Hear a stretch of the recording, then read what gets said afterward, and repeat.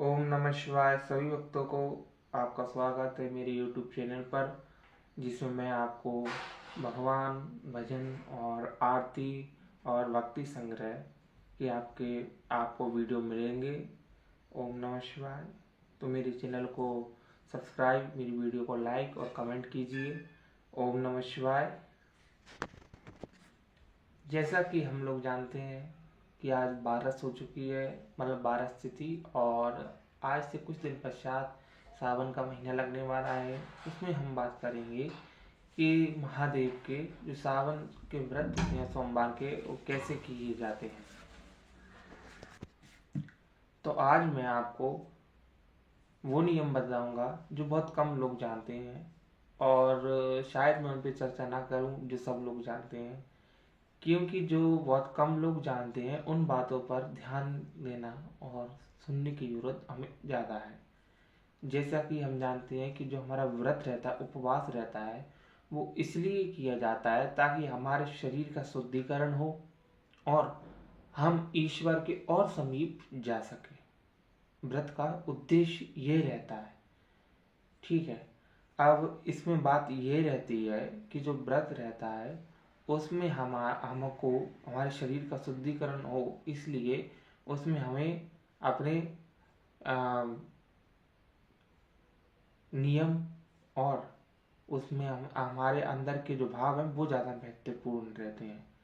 इसलिए हम व्रत में जो है हमको क्या व्रत में हमें शरीर से तो पालन करना ही है, बल्कि मन से भी हमको व्रतों के नियम पालन करना है।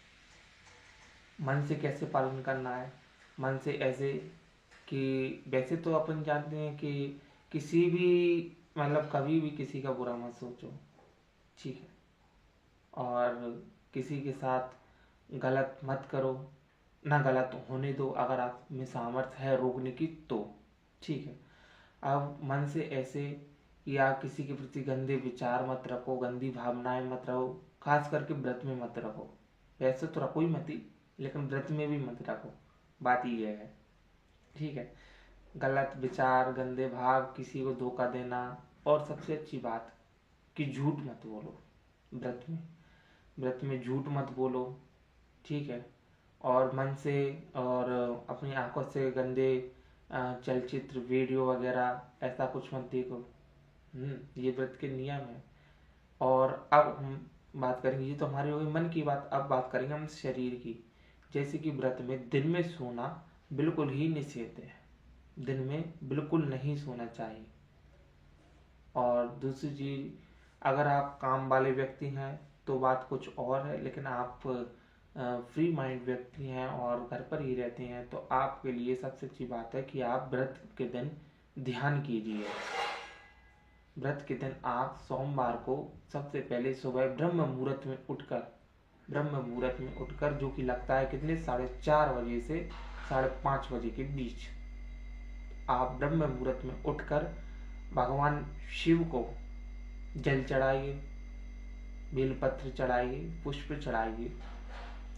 और आपके लिए बता दूं कि भगवान शिव को केतकी के फूल नहीं चढ़ाए जाते। तो चढ़ाने के बाद आप महादेव का जो महामृत्युंजय मंत्र है, जो कि मैं आपको बता दे रहा हूँ इस वीडियो में, और मेरे चैनल पर आपको शॉर्ट वीडियो में भी मिल जाएगा, महामृत्युंजय मंत्र नाम से, उसको आप जाप कीजिए।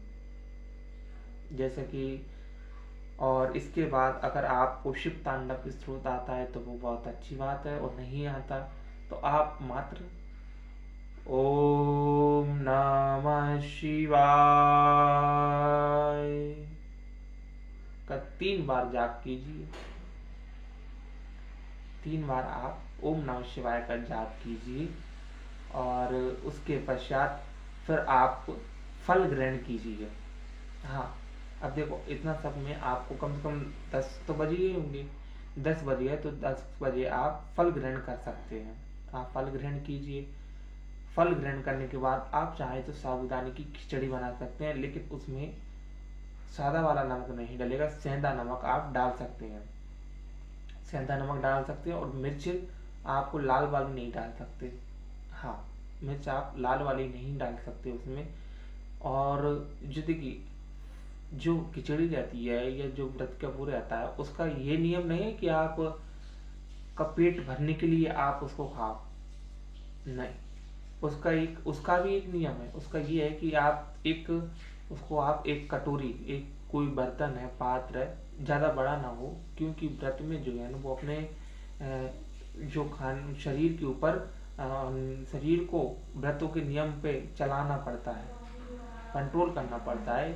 अगर आप वो कंट्रोल नहीं करोगे तो आपका व्रत संपूर्ण नहीं माना जाएगा। आपको फल तो मिलेगा, लेकिन उस हिसाब से नहीं मिलेगा जो कि एक व्रत करने वाले व्यक्ति को मिलना चाहिए।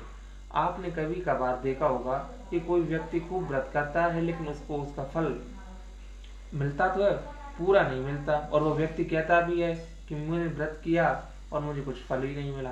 तो उसका कारण यही है कि वो क्या काम करते हैं कि जैसे साबूदानी खिचड़ी है, वो व्रत में चलती है, आप जानते हैं सब लोग की चलती है, लेकिन वो उसकी सीमा से अधिक उसका उपयोग करते हैं, जबकि ऐसा नहीं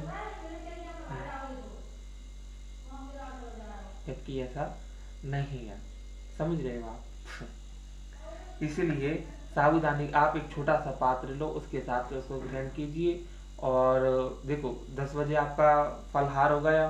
फलहार में आप केला, सेब और अनार ले सकते हो, और उसके बाद फिर आप 1-2 बजे के करीब में आप ले सकते हो क्या, साबूदानी खिचड़ी। उसके बाद फिर आप शाम के टाइम आप यानी 6 या 7 बजे करीब में, आपको 8 के करीब में नहीं जाना, जा भी सकते हो, लेकिन 8 से कोशिश कीजिए कि 8 से पहले पहले आपके भोजन हो जाए, क्योंकि जो रात्रि का भोजन है वो हमारे शास्त्र में इतना नहीं बताया। मतलब हिंदू शास्त्र में रात्रि के टाइम चलते तो बहुत हैं, लेकिन रात्रि का समय निशाचरों के लिए बताया है, इसलिए मैंने आपको 9 से पहले पहले बताए हैं ये सब। ठीक है, तो ऐसा आप कीजिए, भोजन कीजिए। मतलब तुलसी के पास दिया रखने के बाद आप भोजन कर सकते हैं, और शाम को चाहिए किसी महादेव के मंदिर में भोजन करने से पहले जाइए। करने के बाद भी जा सकते हैं, लेकिन करने से पहले जाइए और महादेव का नाम लीजिए।